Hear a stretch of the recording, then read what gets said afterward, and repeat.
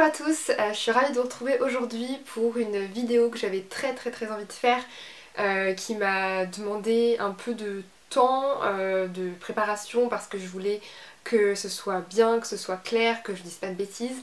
Ça c'est toujours mon problème, j'ai toujours peur de dire des bêtises mais bon, bref. J'espère que ça va vous plaire. J'ai décidé d'aborder un sujet qui me tient énormément à cœur et je pense que je vais en parler beaucoup plus sur ma chaîne. Je sais qu'à la base c'était une chaîne purement littéraire, mais il s'avère que j'ai aussi envie de parler d'écologie, de zéro déchet, etc. Vous savez peut-être, mais je suis cofondatrice d'une boutique zéro déchet, donc voilà, c'est quelque chose qui fait partie de ma vie, que j'aime, dont j'aime parler et qui est juste super important pour moi. Donc voilà, je vais arrêter le blabla et puis on va commencer cette vidéo. Je vous ai même pas dit ce que c'était, mais bon, après vous l'avez vu dans le titre. Donc je vais vous parler de à peu près 10 conseils pour débuter en fait dans le zéro déchet. C'est des conseils qui sont à mon avis très simples à mettre en place et c'est pour ça que je vous les donne, parce que c'est des astuces vraiment hyper simples. Vous pouvez les appliquer dès maintenant. Vraiment après la vidéo vous pouvez juste aller sur internet et commander ce que je vous aurais conseillé ou d'autres choses, hein, peu importe, mais voilà, c'est vraiment hyper simple. Donc écoutez, commençons tout de suite, c'est parti. Avant de vous donner les astuces, j'avais envie de partager avec vous 3 conseils qui me semblent hyper importants à garder en tête. C'est des conseils que moi-même j'essaye d'appliquer parce que voilà, ça fait quelques années que je suis un peu dans le mode de vie zéro déchet, que je me renseigne, que j'expérimente, voilà, que j'en apprends tous les jours. Et donc voilà, j'ai envie de les partager avec vous. Donc tout d'abord, le premier conseil, c'est de commencer petit. Voilà, quand on se lance dans le monde du zéro déchet, on peut être très vite perdu, se sentir submergé par toutes les informations, toutes les alternatives possibles, enfin c'est quand même assez intense. Donc voilà, je pense qu'il faut juste y aller étape par étape, se dire que voilà, aujourd'hui on va commencer par ça, se fixer des objectifs réalisables et concrets à notre échelle, à notre voilà, selon notre mode de vie. Et puis juste voilà, commencer petit. Ne vous inquiétez pas, chaque geste compte. Et dites-vous bien que vous êtes le petit colibri qui fait sa part et qu'il vaut mieux faire petit que ne rien faire du tout. Le deuxième conseil que je pourrais vous donner, c'est de ne pas se mettre la pression. Parce que mine de rien, on arrive assez vite à se monter la tête tout seul et à se mettre la pression. Le zéro déchet, c'est certes un objectif, mais c'est aussi et surtout un mode de vie. Et qui dit mode de vie dit changement forcément. Donc c'est normal que vous ne pouviez pas tout intégrer d'un coup, tout changer d'un coup. Personne ne vous le demande d'ailleurs. Donc il faut juste voilà, se décompresser, se dire qu'on y va à son rythme. Et puis voilà, parce que sinon vous risquez de vous dégoûter vous-même, alors que le but c'est juste de changer un petit peu ses habitudes et voilà, mais pas de pression. Keep calm. Mon troisième conseil, c'est de penser simple. La meilleure façon pour moi d'aborder le zéro déchet, c'est tout simplement de se demander qu'est-ce qui pourrait me simplifier la vie. Typiquement, passer au shampoing et gel douche solide, donc shampoing et savon solide, c'est quelque chose qui était pour moi simple à faire, tout simplement parce que en fait on se rend compte que ça prend moins de place et ça coûte moins cher, donc bon, c'est vrai que vu comme ça c'était juste hyper simple à changer, donc bah, j'ai changé et c'est naturel pour moi et ça m'a pas demandé un effort incroyable. Donc je pense que c'est ça qu'il faut aussi garder en tête, que les changements que vous faites doivent être naturels et ne pas vous peser, voilà, sinon vous risquez de vous décourager et ce n'est pas ce qu'on veut. Non. Maintenant que ces conseils sont dits, on peut passer aux astuces pratiques et concrètes. C'est parti. Donc l'astuce numéro 1, c'est le fameux stop pub. Bon là j'avoue que je commence hyper basique, hyper classique, mais honnêtement c'est vraiment une astuce hyper simple à mettre en place. Il suffit je sais pas, de trouver un modèle sur internet, vous l'imprimez, vous le découpez, un bout de scotch, le tout est joué. Vraiment ça prend 2 minutes et ça permet d'éviter en moyenne 12 kilos de publicité par personne par an, ce qui est quand même énormissime, sachant que en faisant ça vous participerez à éviter un petit peu des 800 000 tonnes de publicité jetées par an en France. Donc c'est quand même cool. C'est une bonne astuce. Donc l'astuce numéro 2, c'est de refuser les sacs quand vous faites vos courses, donc que ce soit supermarché ou du shopping tout simplement, que ce soit dans un magasin de vêtements, un magasin de livres, j'en sais rien. Juste refuser qu'on vous donne un sac. C'est vrai que moi je suis pas une grande consommatrice de shopping, voilà, j'achète très peu de vêtements, mais le peu de fois que j'en achète, à chaque fois je me dis c'est pas possible le nombre de sacs que j'ai économisé. Et puis c'est intéressant de voir les réactions des gens. Il y a quelques années de ça, quand j'ai commencé à refuser les sacs, vraiment les gens me regardaient comme si j'étais une folle furieuse. Des fois ils comprenaient pas. Vraiment, je sentais dans leur regard qu'ils étaient perdus et je pense que c'est juste des automatismes en fait. Voilà, on paye, on met le vêtement dans le sac et pour eux c'est routinier, c'est une habitude. Et des fois ça arrivait que je leur demande 2 fois de tout simplement pas me donner de sac parce que ils me disaient oui oui, mais ils mettaient quand même dans un sac et en fait juste c'était vraiment une habitude pour eux et ils se questionnaient pas en fait là-dessus, mais c'est logique, enfin je les blâme pas du tout, c'est leur job, voilà, qui est comme ça, mais c'est juste, c'était intéressant justement de peut-être leur faire prendre un petit peu conscience que c'était possible aussi de se passer de sac et c'était super, bah, super intéressant. Maintenant j'avoue qu'il y a quand même de plus en plus de gens qui comprennent tout de suite, enfin voilà, ils sont juste ok, enfin voilà, y a vraiment, on sent qu'ils savent pourquoi je ne demande pas de sac et il y a même des gens qui me félicitent et ça par contre c'est un peu dérangeant parce que je me dis ça veut dire qu'il y a quand même peu de gens qui refusent des sacs, donc c'est un peu déprimant. Mais bon, c'est bien. Donc après, je sais qu'il y a beaucoup de gens qui disent et qui conseillent d'avoir un tote bag sur soi. Personnellement, je trouve pas que ce soit une super idée parce que ça prend de la place un tote bag. Enfin, je sais pas si vous avez déjà mis un tote bag dans un petit sac, mais moi ça prend de la place à chaque fois. Donc ce que j'ai, c'est un petit sac en fait pliable. Vous savez, ça se range dans une sorte de petite pochette qu'on ferme comme ça. Et donc je l'ai tout le temps sur moi et je trouve ça plus pratique qu'un tote bag. Bon, après vous faites comme vous voulez, mais je trouve que ça prend moins de place qu'un tote bag dans un petit sac. Voilà, c'est tout. L'astuce numéro 3 consiste à rassembler un maximum de nos appareils électriques et électroniques sur une même multiprise munie d'un interrupteur on-off. Comme ça, quand vous partez de chez vous, vous mettez off et du coup ça ne consomme plus. Parce qu'il faut savoir quand même que la plupart des appareils électriques, lorsqu'ils restent branchés, ils consomment de l'électricité. Donc même si c'est en veille, même si c'est éteint, ça consomme de l'électricité à partir du moment où c'est branché. Donc bon, après vous pouvez juste tout débrancher, mais je trouve que c'est plus simple de tout mettre sur une multiprise et juste de switcher quoi, hein, c'est plus simple, voilà. mais j'ai lu que en fait il y avait quand même 2 milliards d'euros chaque année qui étaient gâchés en électricité perdue en fait, parce que les appareils concrètement ils fonctionnent pas, mais c'est juste, c'est branché et ça dépense l'électricité. Donc c'est un petit peu dommage, voilà. Et ça vous permettra de faire des économies aussi. L'astuce numéro 4 est un petit peu enfantine, on va dire. Mais j'ai remarqué autour de moi qu'il y avait des gens qui ne le faisaient pas, donc je me dis que peut-être que vous-même, vous ne le faites pas. Donc je me permets de juste vous conseiller, quand vous brossez les dents, ou vous lavez les mains, ou vous êtes sous la douche, coupez l'eau, tout simplement, parce que en fait, le temps de se brosser les dents, l'eau qui coule, en fait c'est un gâchis énorme. Et déjà ça vous fait perdre de l'argent et puis en plus c'est de l'eau potable en fait qui coule comme ça pour rien et moi ça me fait mal au cœur, donc si vous voulez que j'ai plus mal au cœur ne faites plus ça. Non, sans rire, mais c'est vraiment juste économique et écologique, donc ça va souvent de pair en plus, mais voilà, c'est tout bête et j'avais envie de le dire, voilà.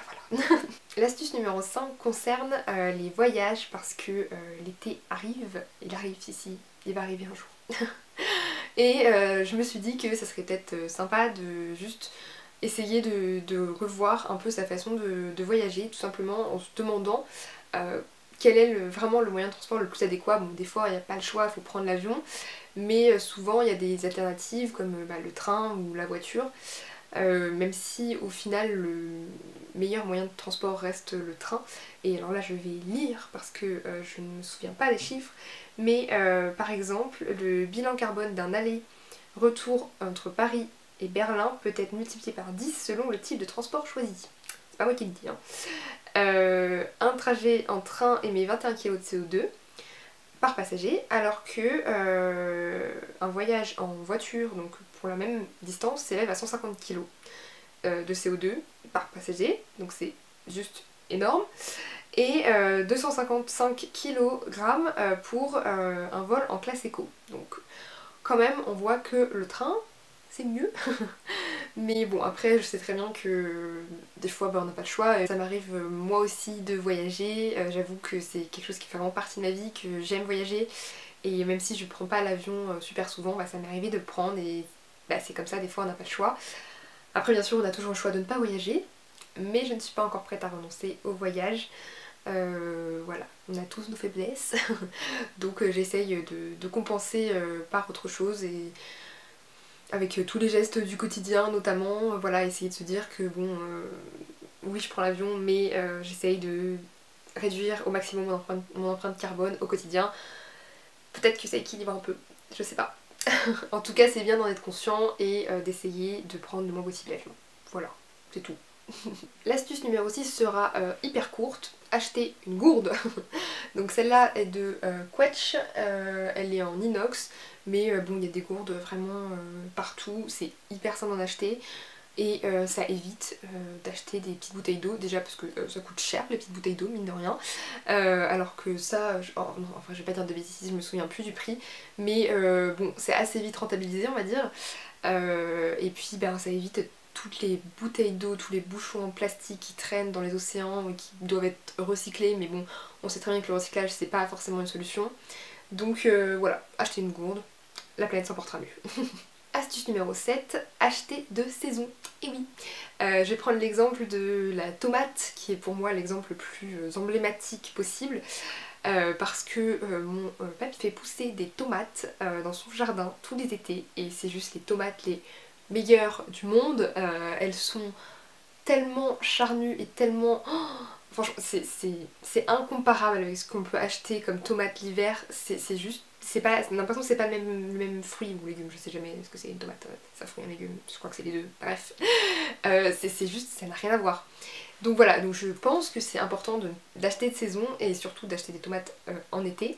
Parce que au-delà du mauvais goût des tomates en hiver, elles sont souvent importées. Après c'est peut-être possible d'en trouver de France, mais du coup elles sont sous serre et c'est hyper polluant aussi. Voilà, en fait souvent les émissions de carbone du trajet pour faire venir les fruits et légumes qui sont pas de saison est hyper coûteux pour la planète. Donc voilà, acheter de saison, acheter local, c'est vraiment hyper important, et je pense que c'est quelque chose aussi d'assez facile à faire. Si toutefois vous ne savez pas, mais même moi d'ailleurs souvent je ne sais pas, quel fruit, quel légume est de saison ou pas, il existe plein de petits tableaux récapitulatifs hyper jolis que vous pouvez même afficher chez vous si vous voulez. Voilà, super sympa. Que je pourrais essayer de vous mettre en barre d'infos d'ailleurs si j'en trouve quelques-uns jolis. Voilà, mais ça c'est vraiment un truc tout bête, mais plutôt impactant pour la planète. Astuce numéro 8 reste dans le domaine de la nourriture, puisque je vous conseille d'acheter en vrac si vous n'avez pas de Biocoop à côté de chez vous ou de magasins vrac spécialisés.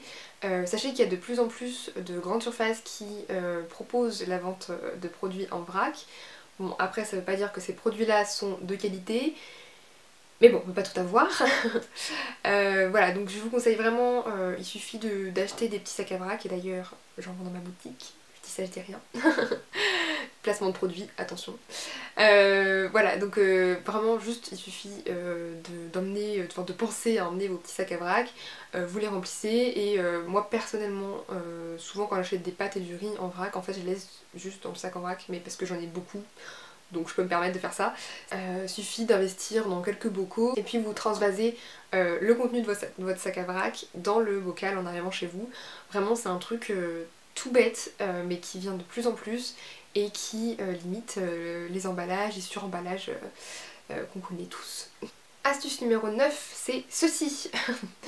Alors bon, là je parle surtout pour les gens qui boivent du thé, mais apparemment c'est 2 Français sur 3 qui boivent du thé, donc je pense qu'il y en aura d'entre vous qui boiront du thé. Ceci est un infuseur à thé. Je me suis rendu compte qu'il y avait pas beaucoup de gens qui connaissaient ce petit truc là, mais c'est assez révolutionnaire. Moi je sais que je suis un peu maniaque sur le thé et je déteste avoir des bouts de thé, des bouts de feuilles de thé dans mon thé. Ça ne veut rien dire, vous avez compris. Et ça en fait c'est génial parce que ça ne laisse pas passer rien, ça ne laisse passer aucune petite particule, aucune feuille de thé, rien du tout, c'est nickel, j'adore. Voilà, donc vraiment je vous le conseille parce que j'avais testé mais genre 1000 boules à thé. À chaque fois, genre des fois ça s'ouvrait même dans l'eau. Bon, à un moment donné, c'était plus possible. Donc j'investis là-dedans. Donc ça, celui-ci est en inox. Je sais qu'il y en a en plastique aussi, avec des mailles super fines.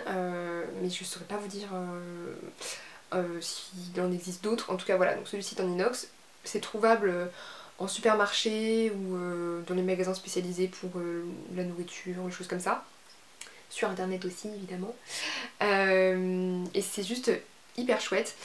Bon après évidemment ça vous oblige à acheter votre thé en vrac, mais c'est plutôt bien parce que pour m'être renseignée un petit peu, il s'avère que la plupart des thés que vous achetez en sachet contiennent des pesticides. Je crois qu'il y avait plus de 17 pesticides qui étaient recensés voilà, sur les différents tests qui avaient été effectués, mais en tout cas voilà, donc, dans tous les thés qui étaient vendus en sachet, il y avait des pesticides. Et des fois, ils mettent même des petites boules qui servent à juste à créer le goût. Donc c'est pas hyper sain, hein. Moi je trouve, personnellement j'ai pas trop envie de boire ça. Voilà, donc je vous conseille juste d'acheter votre thé. Pour l'astuce numéro 10, qui est donc la dernière, je voulais vous parler de cette petite chose qui est un rechargeur de piles. Alors c'est tout bête, en fait il suffit d'acheter ceci avec des piles rechargeables et vous n'aurez plus jamais à jeter de piles de votre vie. C'est vraiment super. Je sais que nous à la maison, ça doit faire genre 10 ans qu'on l'a.